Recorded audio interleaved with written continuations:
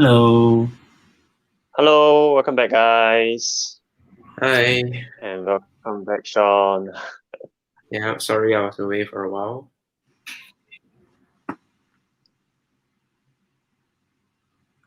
So yeah, today I think we will be touching base on yet. I think this company is a bit like what's the company that we covered back then? Engineering company, but with semiconductor proxy. So I think today's company is a bit similar to that company. It has been riding on semiconductor potential and catalyst for its latest few quarter share spike lah. So it will be very interesting when we deep dive deeper to see what kind of business company do and whether at the end of the day does the company's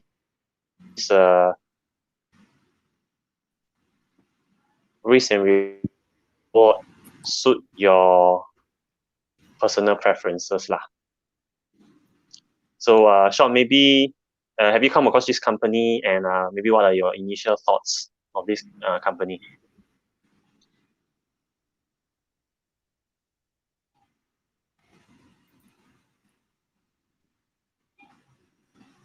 It's lagging.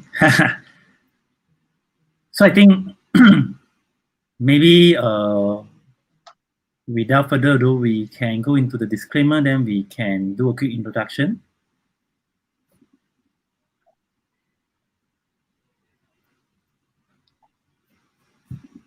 Yupan, you want to move to the next slide? So yeah, I think this company we're going to talk about is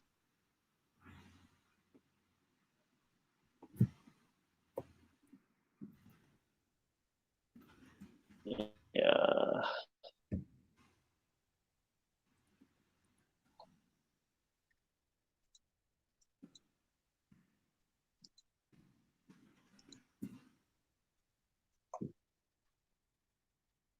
Technical error, man. Sorry. Am I back? I think okay. Sorry, guys. I don't know why the internet is a cray today. Let me adjust a few things.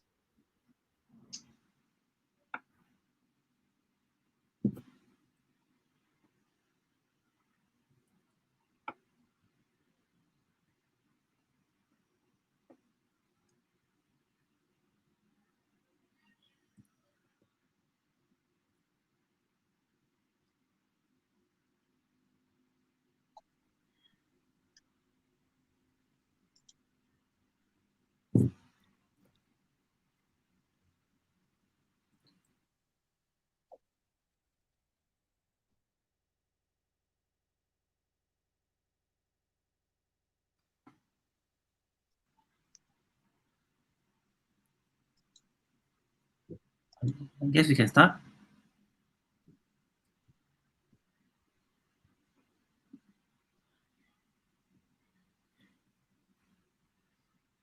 Yupan, you lagging there? I think I am. Wait for a while. Let me settle a few things.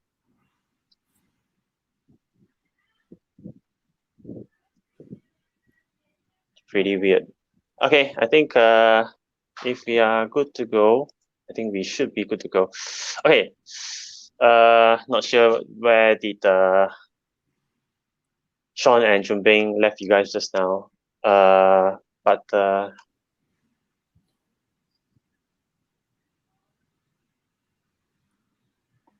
Yeah, we pretty much have not started. okay. So I think we can restart. Okay.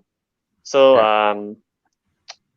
UWC Bhd is a company that is quite similar to the previous company that we talked about. It's more of an engineering company, but it is riding on the semiconductor catalysts, and that's fueling their growth lah. So when you deep dive into what the company does, basically they do precision metal fabrication. It's a tough word, but if you break down what that means, basically you have your raw materials in metal sheets or in metal blocks. Then they will do all the modification stuff on the raw materials. They will cut it for you, they will form it, and they will join it. They will do all kinds of processes on the raw materials. And then if you look at the center part, basically they will turn your raw materials, your raw metal plates, sheets and blocks into metal mechanical parts, precision components, which could be used to make your ultimate machine. And these parts can all join up to become a component of a big machine, and they can just sell off these components, or they can also do the assembly for you. So basically, they are very good at metalworks, and these metalworks transform into products or components that eventually become a part of a machine. So this is what the IPO prospectus tell us. So maybe Chun Beng or Sean, after you look at this, what are your first initial thoughts of a company and this kind of business? I think my initial thought when I look into it, I have no idea why they has been doing quite well. Because it seems to me any others people can venture into these markets, because what they need is some of the materials for them to produce this kind of fabrications, which we will share in the next slide. The entry level is less, the entry level is slightly lower if you compare back to all the companies that we have shared previously. Be it me, Great Tech or whatnot, they are like something that a lot of people also can enter. But we have our point of view. What makes them special probably is not what they can do, is probably how they do it along the way. So probably I think you can move to the next slide, sharing what is the key thing that allow them to do this kind of business. Okay, so I think this is one of the keywords that you might come across when you were to study UWC Bhd's annual report or their website. So, Sean, are you familiar with the word or terminology CNC? No, not from the industry, so no. So maybe you can explain. But it sounds okay. like really precise. Yeah. So what makes UWC Bhd very good at what they do? They are leveraging on CNC. The long term for it is computer numerical control. So basically, when you talk about handling metal raw materials, you want to make your metal in terms of sheets or blocks into components, or even make it into shapes, different kinds of shapes. You definitely need to cut it. You definitely need to make some physical changes to it. So if you guys remember back then in KH Kemahiran Hidup, when we were back in secondary school, you want to cut steel pipe or handle everything, even your transistor, you want to make some changes on the transistor connectors. It can be a very painful job, because you have to be very skillful with your hands. You have to bend the metal legs of the transistors. So if you were to rely back on a human to do this kind of processes, then definitely there'll be a lot of defects, and it will not be standardized. So what this company is very good at, they use computers to process everything right in the process, and then for cutting, they will definitely use a laser to cut the metal parts out, and then they will also use computer numerical control to program the machines to bend, to further tweak the metal parts, and to make the components from the more raw materials. So one of their key strengths is that they use CNC lasers to cut up the metal parts, so that these metal parts can be used to join into other components and make other parts. So these are the services and value proposition that UWC Bhd offers. Basically, you can tell them, I want to make this kind of machine, and this machine requires this kind of parts, and these parts can be made by this kind of processors and services that UWC provides. So basically, they have the lasers to cut out the metal parts. They have big machines to bend, mold your metal into a component. And then you have welding, cutting metal pieces into two. You also have milling. Basically, you just shave down your big, chunky metal into a certain size of shape. And then you also have your twisting and turning of your metal. And last but not least, you want to maybe paint or to apply a layer of protective, maybe oil or something, a protective layer on top of the metals to prevent it from rusting or whatsoever. So yeah, these are the kinds of services that UWC Bhd provides, and these kind of components and parts will eventually be used in companies in the semiconductor industry, the companies in the life sciences industry, and maybe whatever machines that whatever companies that requires a machine. So this is the company. This is a metal fabrication company that is particularly quite good at what they do, lah. But what are your thoughts, lah, Junbing, if I were to come out and say, this company can invest? What are your views when we talk about, or after we look at the company's business? I mean, like what I share, I think that the one that you mentioned, CNC, is not something that owned by this company.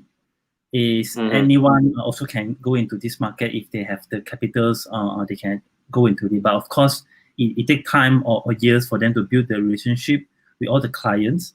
So this is why we say maybe business models wise, in terms of proprietary, they might not be that sexy or that interesting if you compare to a lot of other companies that we have shared previously, mainly on those which is related to machine maker and so on.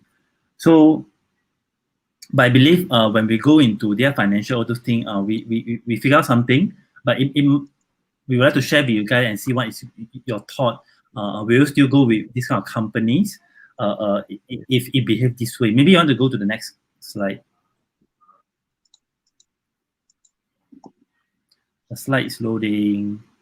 Yes, I don't know. Yeah, okay, here we are. So, yeah, once you drill down deeper on what kind of parts that UWC does, so you can see here they are pretty much open with what they produce. Basically, they produce tester enclosure, instrument enclosure, all these kind of the skeleton. I won't say skeleton, maybe the outside panels of a machine. You can see pretty much what we can relate to after you look at their products. And then they also provide these base panels for life sciences machines. Maybe Sean might be a little bit more familiar with this. This might be the outside enclosure of your test machines that runs tests on liquids, on spectroscopy kind of things. Yeah, no, I think these are very specific industries like the semicon and life sciences. But that Jupan, you went through earlier, it seems like a very generic kind of fabrication. So I mean, up to now, maybe there is no clear unique value proposition, but maybe there's more that you will show and explain. So yeah, why is CNC and laser one of the key strengths for a company like UWC? So if you guys are engineers, you probably would be well aware that when you design something inside the engineering realm, be it buildings, be it electrical engineer, everything has to be very, very accurate. What connections goes to where, or your building, how much of the so-called how much steel you need to ensure that your base is properly supported, depending on how high your building is. So everything has to be well calculated and executed as well.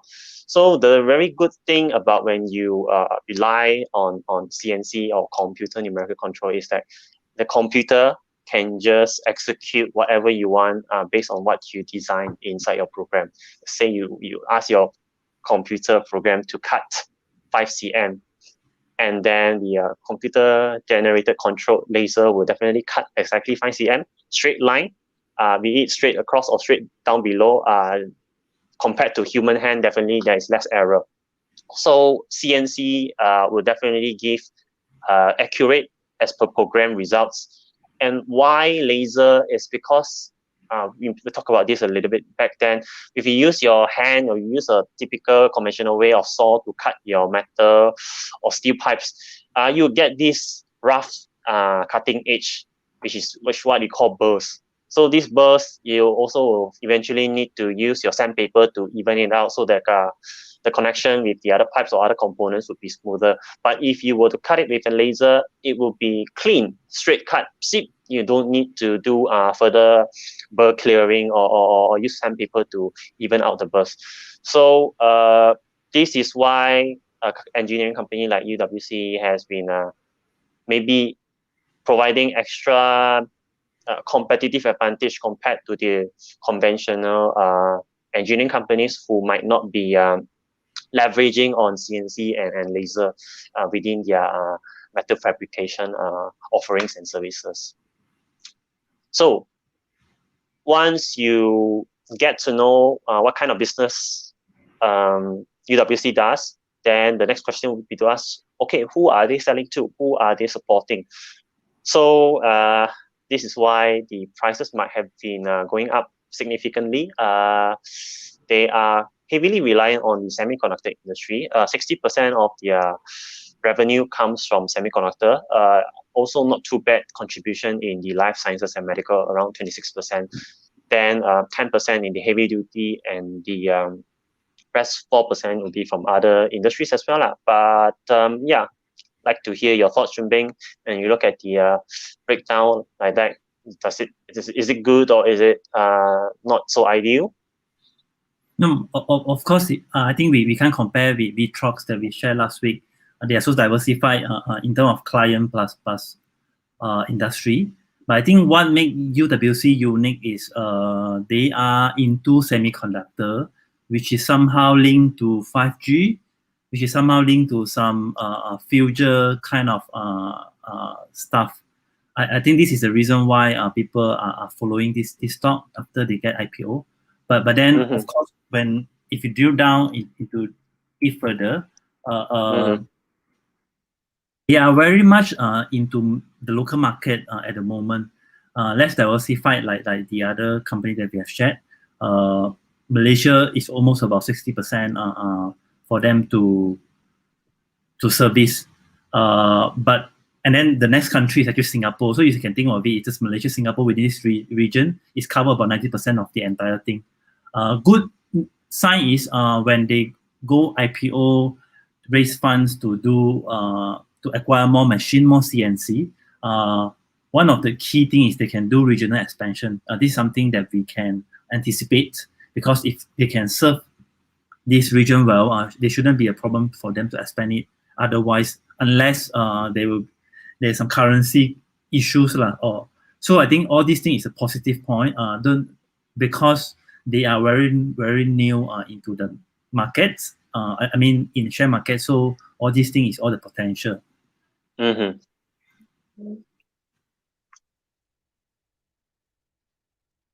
So I think looking at the companies and subsidiaries, of course it's quite new. They just got IPO last year, and their subsidiaries or smaller companies are still basically based in Malaysia. But of course, given that the fact that they got the IPO funds, then as a potential shareholder or an existing shareholder, you might want to continue to look at the company's regional expansion, as what Junbing said, because at the end of the day, of course, Malaysia is still a pretty good country for a semiconductor business or an engineering company to serve semiconductor clients. Ultimately, you still have to grow to ensure that business grows bigger and your share price can go up higher lah.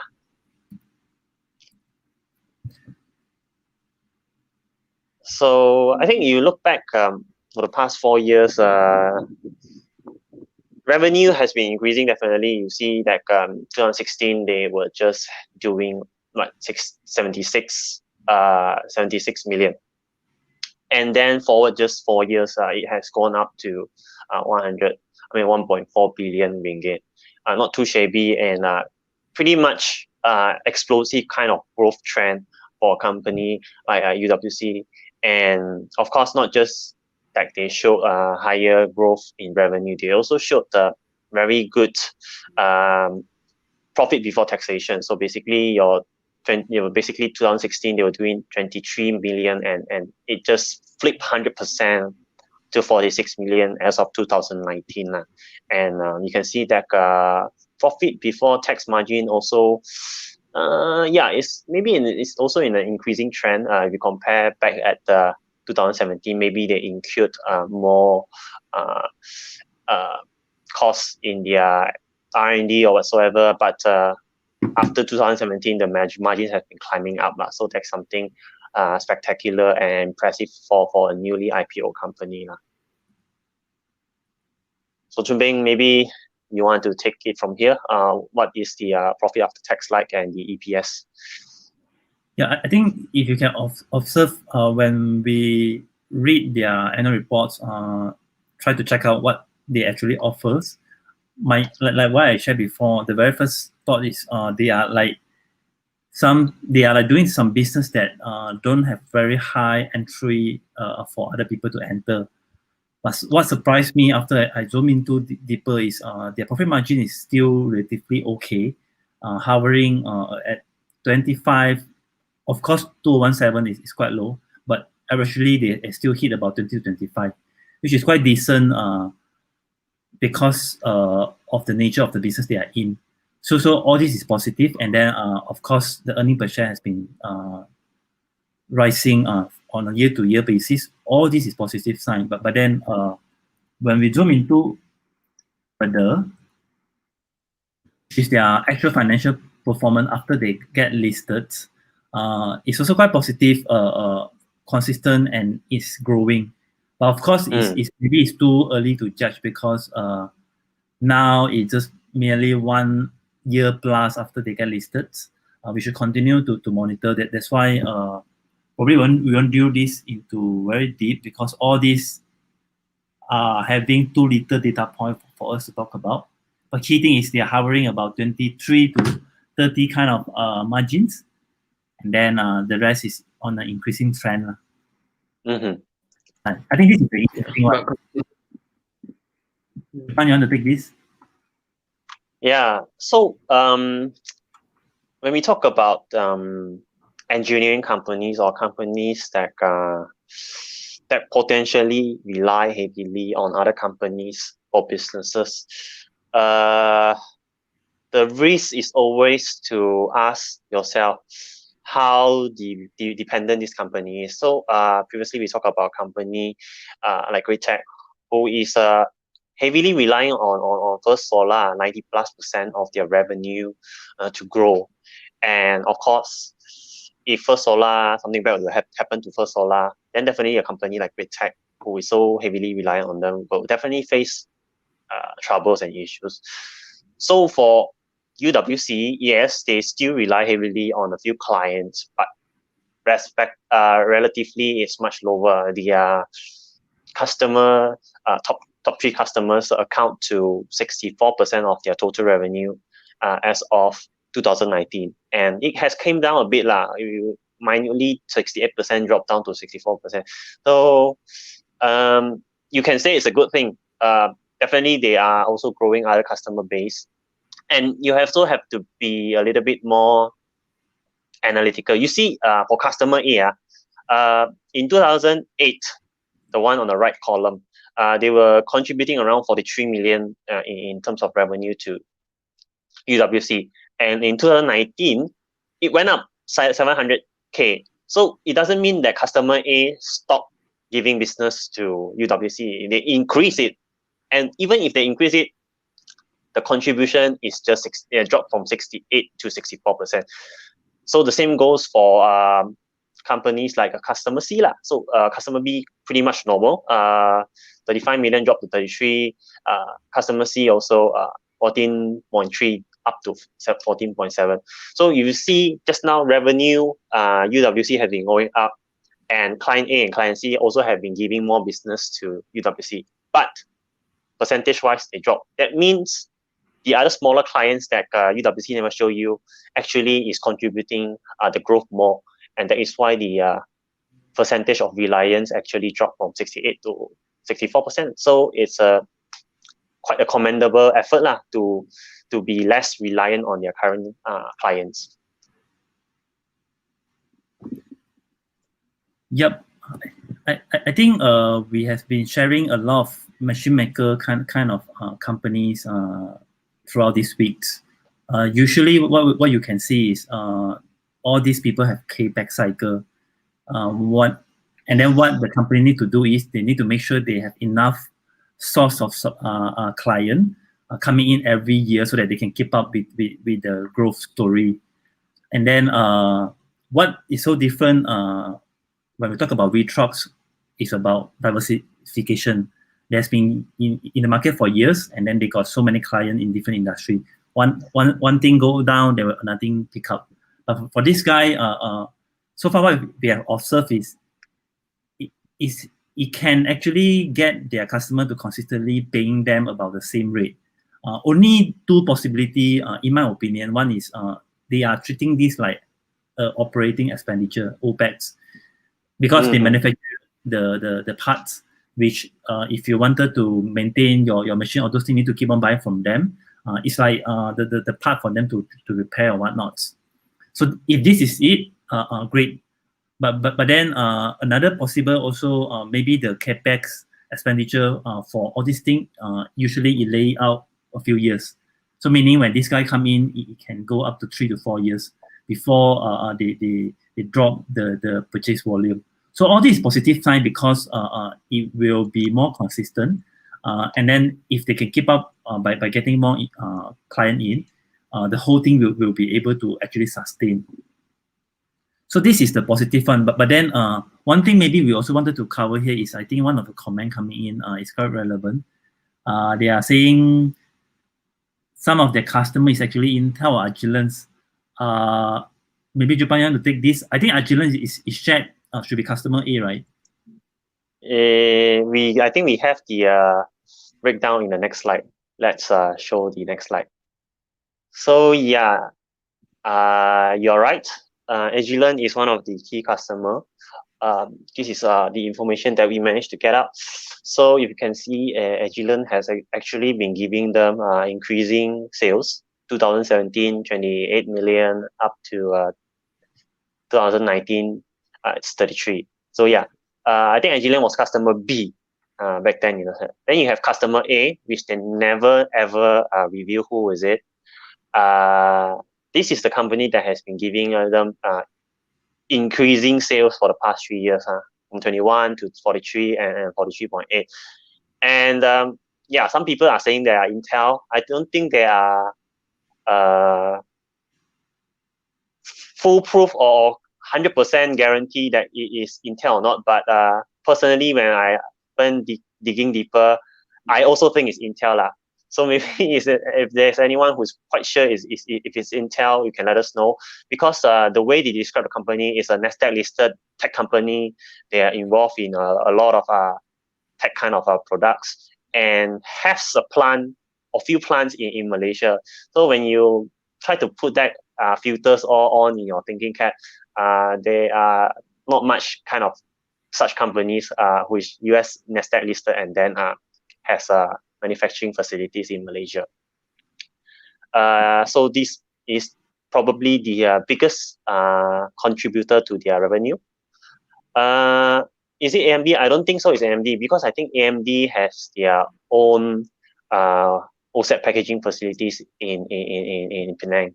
So I think that someone also answered it's not AMD. So I can be pretty much sure now, definitely not AMD, and the percentage of accuracy that is Intel is higher lah. I just put it this way lah.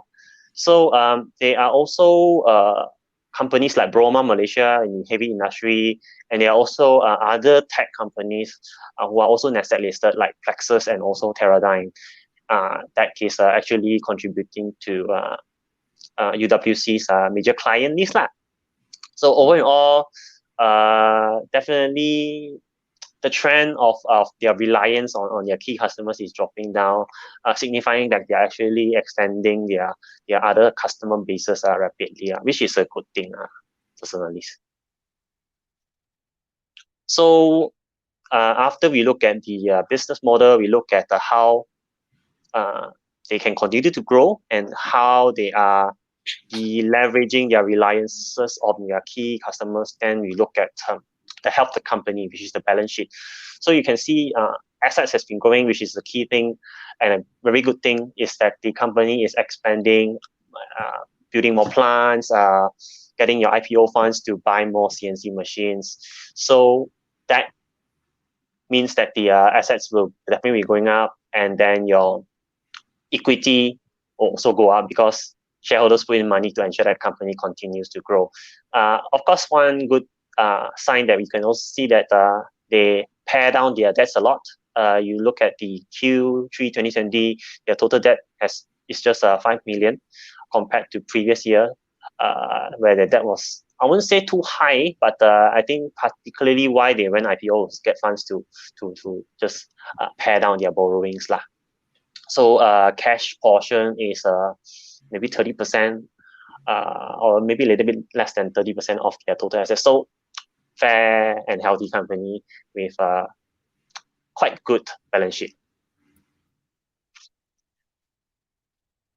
So yeah, if the company is growing, if the company is managing their profits and reinvesting in their business well, definitely the blue bars will definitely inch higher and higher. That represents the operating cash flow. It means money is going into the company's bank account. Then of course you have your financing, which the yellow big bar in the year 2019 means that the company is receiving money from IPO. Those who have subscribed to UWC's IPO, yeah, a portion of that of your money is now in that yellow bar, and the company will use that to further grow the company. But all in all, I don't think there's nothing wrong with the balance sheet and also the cash flow statement of UWC, and the business is quite promising. So when we look back at how the company promises to utilize your IPO funds, is that they will use a big chunk of it. I think if you look at that, 27.4 million plus 4.7 million will be used to buy CNC machines and also industrial robotic arms. So I think that's more than 50% of the IPO. 80 million will be used to pare down their debts, and then working capital and the listing expenses, just a small part of it. So this company IPOs to expand and build the company. And if you look at the so-called breakdown of their proceeds and utilization statuses, they haven't spent all your money yet. I think now the now the period is a bit tough. With COVID and everything still making everything quite uncertain, it's good that they haven't really spent everything yet and to be a bit more cautious. But the bank borrowings and the working capital part, they have already spent.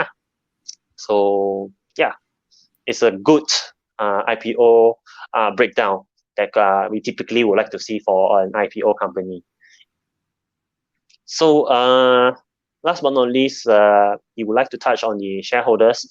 You want to put your money into a company where the management or company owners have the skin in the game, meaning that if the share price drop, not only you feel pain, but they feel more pain than you, because at the end of the day, the company's success means more importance to them than you. If the company succeeds, yeah, definitely they'll become billionaires.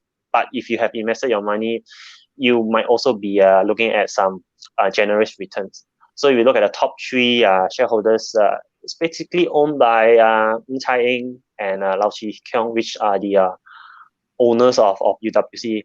And also, of course, I think Mr. Ng also have his son inside the company as well. And the rest of it, I think, is all the growth funds who are also quite positive on this company's growth trajectory. So we also will take a fast look on the remuneration of UWC. So remember last week when we talked about a company like Vitrox, where the founders and the executives paying themselves just 300,000 ringgit for a year. If you compare them to typical companies in the Bursa Malaysia, usually directors, they themselves will pocket 1 million. This is quite a median number. So typically all directors will draw around 1 million or 1 point something million, and some companies will draw more. But I would say it's a fair kind of remuneration that the directors themselves are paying themselves. So it's adequate, it's nothing too greedy. They are also handling the stress and the growth prospect of the company. So you got to pay them so that they ensure that they run the company well. Wrong. Okay. So when we talk about a company like UWC, where we personally think that this kind of companies don't have any strong moat. They just happen to be in the right place where they utilize CNC and also good engineering kind of services to make and fabricate metal parts. And then definitely there are also other companies out there that fabricate metals as well. So we got a hold of a few names that one of the independent market surveyors provided. So UWC is not a company without competitors. There are also other competitors that offer the same kind of product and services. So these are the few companies like Protege Associates, which is an independent market surveyor, managed to name a few companies. So of course, a lot of these companies are Sdn Bhd. They are quite impossible to dig deeper, but the one that you can really go and check deeper is Kobe Technology Bhd, which themselves they call themselves metal fabricators as well.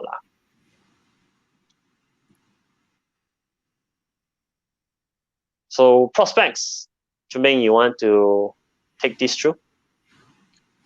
I mean, nowadays, when something related to semiconductor, people will be easily linked to 5G.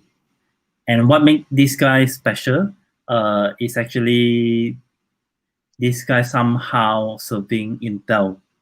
I mean, of course, it's not a confirmed answer, but based on a lot of fact that shared by the annual reports, it should be in Intel. But nevertheless, if you take Intel and you put in Agilence, imagine if AMD is in, but of course AMD is not in, then these guys are serving all the big boys which have a manufacturing arm in Malaysia.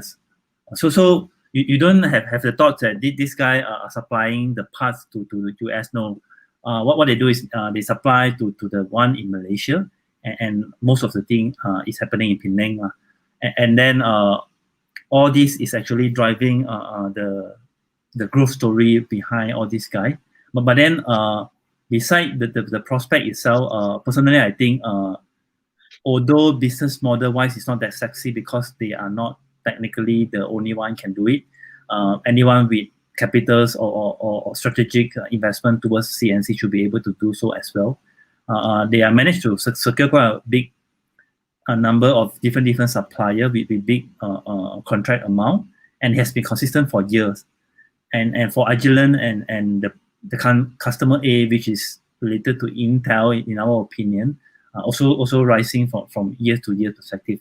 All this make this thing more sexy, in my opinion, rather than all these things. All these things you link to semiconductor, it's like proxy or proxy kind of thing.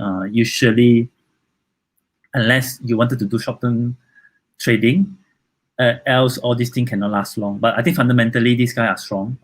It's just they are not that strong in terms of selling the end product like all the machine maker like Great Tech or whatnot. Usually you sell the end product, your margin is higher. But think of it, this guy is not selling iPhone, but they are like Sony selling the camera to iPhone, which is okay because iPhone, although they can take the camera from any other player, but they have been taking from, if I'm not mistaken, Sony consistently.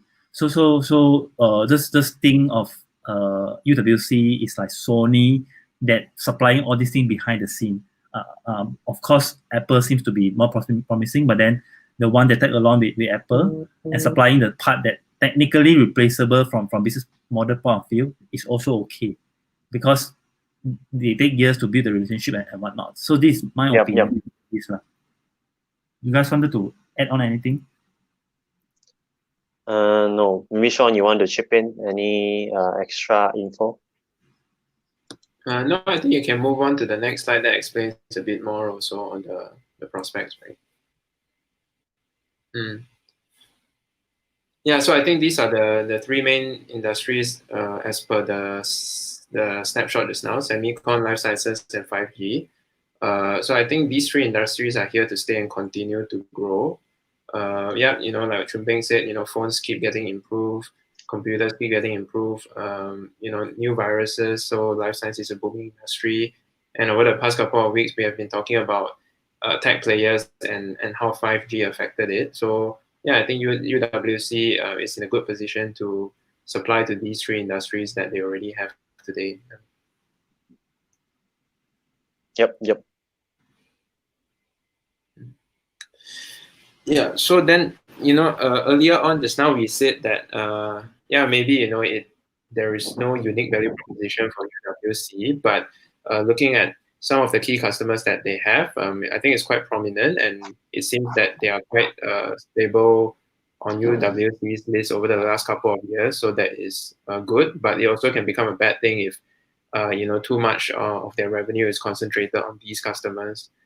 And then, when you talk about CNC, right? So maybe it's not a patented, know-how or whatever you call it. But looking at how they have above 30% margin, I think it's a testament to show that maybe the entry of the barrier of entry is quite high, so that not a lot of people come in. So as much as we say that it's like a commodity or something simple to do, but any players that can command more than 30% net margin is amazing, actually. Yeah. Yep. So maybe I think maybe it's more difficult to find a precision metal fabrication expert within Malaysia, and judging by the fact that a lot of their revenue is coming from Malaysia. And that could probably also mean that in other countries, there are also companies doing the same business as UWC, and UWC might find the same trouble to attack companies in other countries who are in the same business model as they are. So before we go on to the questions, let's just finish off the valuation of the company as of today. The company is doing around 10.5 cents in earnings per share. PE is 50.48, so pretty high. But the ROE is spectacular, not 25% ROE. It means every 100 ringgit you invest in this company, they'll generate back 25% for shareholders. And of course, the profit margin for a metal fabricator is fantastic at 26%. And of course, when you buy into a company which is growing, definitely the dividends will not be sexy. translate to just 0.57 cents dividend yield. And yeah, you also won't look at the NTA because it will be pointless as well, because the company is being valued at its earning capabilities and not by its asset size. So maybe before we take on the questions, let's maybe ask Chun Beng whether he thinks this company is worth it or not at this price. I think now, for me, I think opportunity is coming. Of course, if you have already invest in the stock market for the past few weeks, maybe you'll be feeling sad because overall it's dropping. But for me, I think especially the tech industry is a bit overheated. When they are tech, 5G or whatnot, be it performing or not performing, people just go into it.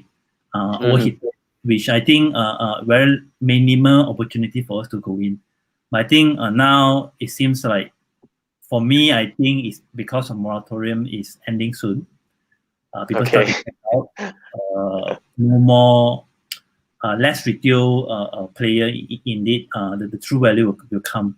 So I think it's a good chance to see who is the one swimming naked because of all this overheated momentum come by the share market, lead by all the growth stock.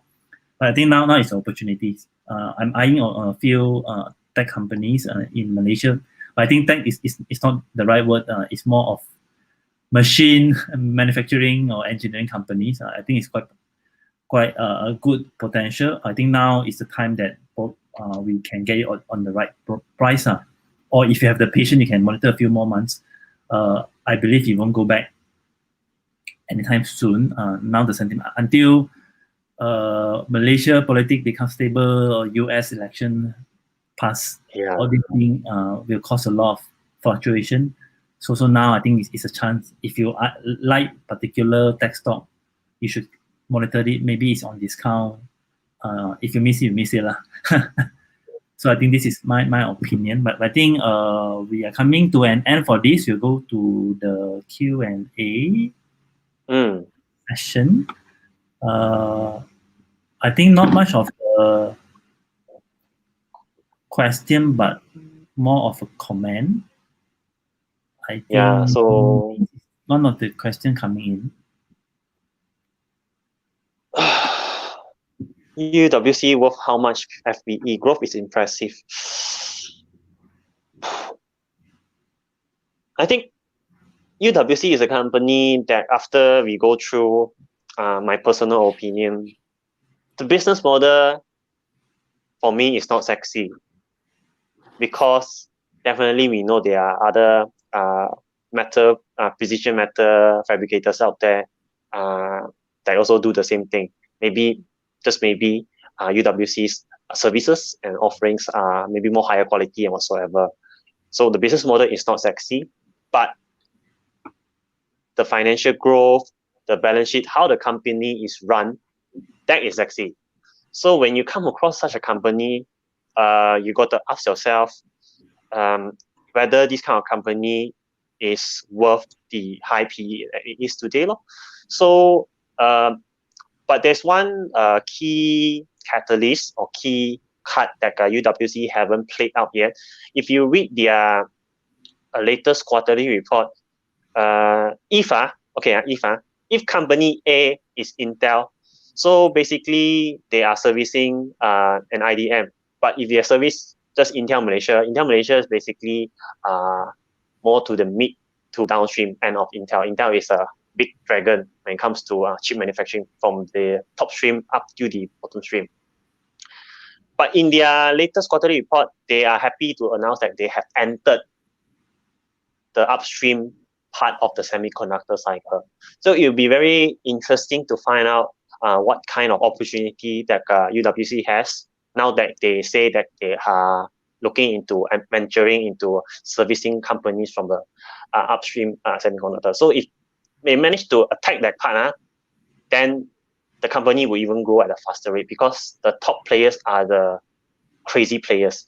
So you have companies like NVIDIA, AMD. So that is the top part of the they haven't really specified out how they are going to service these kind of companies in the upstream part of the semiconductor, but it will be very interesting. So because these upstream players are the ones that make the most in the entire semiconductor stream. You look at the profit margin of AMD, NVIDIA versus companies, OSAT company downstream, definitely it's a good move to target the big boys lah. So if they can attack upstream, PE 50 for me is a reasonable PE to actually take a small bite and further monitor. So I hope I answer your question, but this is just my personal opinion. You have to ask yourself whether you believe in the growth story of the company and whether you are comfortable to buy the company at the high valuation it is today. After US election, this stock will fly. Depends on who becomes president. Maybe you can tell us you think who will win the election, and after who win, why it will fly. You can top up your comments, then we will go through. Kobe main aeroplane and oil and gas for completed UWC. I haven't looked into Kobe, but the independent market value surveyor say that basically the services like these two companies provide is the same, but there can be a difference between both companies, just that in terms of raw material wise, UWC is more suited to life sciences and also semiconductor companies, while Kobe is more to the heavy duty kind of players or clients.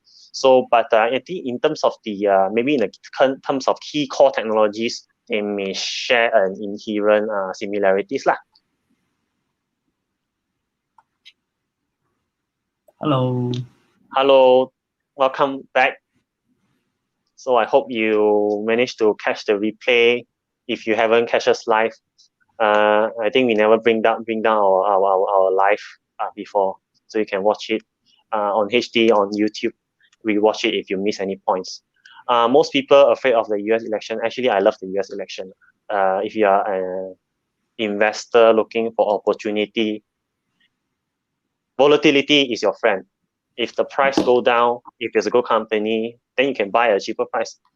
Why you have to be afraid? You have to be happy.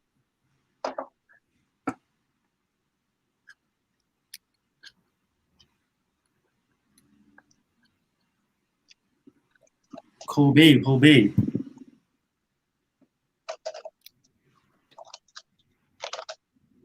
No opportunity. Yeah, that is a good statement lah. Yeah, I think I am waiting for more fear. I mean, in the past, have I bought anything? Yes, I did, but definitely you still have to ensure your hand always have some cash. Don't just spend all your cash. You have to do budgeting lah. Say your salary going to come in the coming months, then you can buy something first. Then the salary comes in, becomes your spare bullet. And then once your next salary going to come in, then you can, buy something with your spare salary. So it's about doing due diligence on how you manage your spare cash as well lah. Okay, I think we don't have any question coming in. Yeah, so I think Hiki never come back yet on why he think who will win the election and why who win, then this stock will fly. As usual, it's a chance for us to promote our own channel. If you guys wanted to follow us and view for clearer replay, I think YouTube is a better channel compared to Facebook. At least YouTube still retain the 720p kind of resolution after the live ended. But I think Facebook only allow you to watch 480. So don't be surprised why after you watch replay typically it's not clear. I think this is a setting. Maybe too many people do live lately. They need to manage the cost. I think we still have a few questions. So have you guys talked about me? Actually, we talked about me already. So after this live, you can just go to our YouTube channel and find our me presentation. I think I'll share it in the comment lah. So you Okay. reply to your You're very comment. kind. You can take a look. So yeah, you can take a look about me. If 2 hours facing us too tiring, you can watch it anytime, Friday, Saturday, Sunday. Then if you have any other companies you want us to share, let us know. Bank stocks which might sell down low. I don't know about your thoughts, Jumbing, but maybe you share your thoughts on bank prices. Maybe I think we also briefly discussed about this. I think we're going to come out with an article on this soon, but maybe just share with our opinion with our audiences on banks. I mean, gone down, prices gone down again, but moratorium is ending. So your opinions? I would just tell you guys, if you guys are interested, just stay tuned to our page. We'll share the articles. Else it can be quite lengthy. I mean, to share over the session, it could be quite long. So stay tuned to the articles. We'll be sharing it soon. Maybe if you want an episode to touch base on banks again, we can also do that lah. Yep, we can also do that, no problem. So you let us know. So I think nothing much. We should be able to end now. Yep.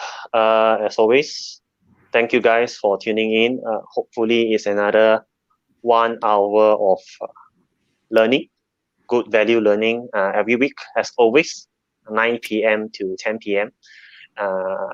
We'll see you soon next week. Let us know in the comments what companies you want us to cover. We can do Singapore stocks, we can do US stocks, we can do any stocks. Because I personally, I look at companies all over the world. I invest all over the world as well. And if you think Malaysia stock too boring, why every time keep Malaysia, you can also let us know. I want you to present a US stock, and we will gladly take up the challenge and to share with you guys. So yeah, that's no. And we see you next week, same time, 9 p.m. every Thursday. So yeah, Bye-bye. see you. Bye-bye.